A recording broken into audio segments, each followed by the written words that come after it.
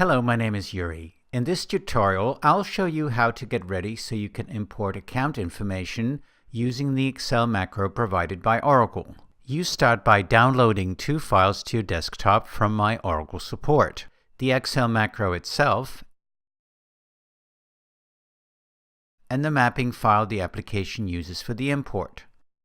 Now in the application, you navigate to the Setup and Maintenance work area and open the Manage File Import Mappings task, either from the Data Import and Export functional area or from the Implementation project.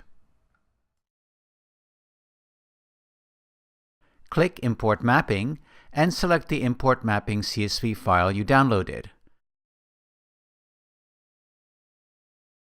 The mapping tells the application how to map the columns of data in the macro to the fields in the application.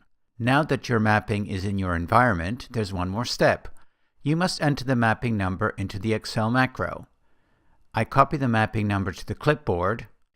I open the Account Import Macro file, enable macros, and paste in the mapping number. You're now ready to enter your account data. That's the subject of a related demo. Thank you.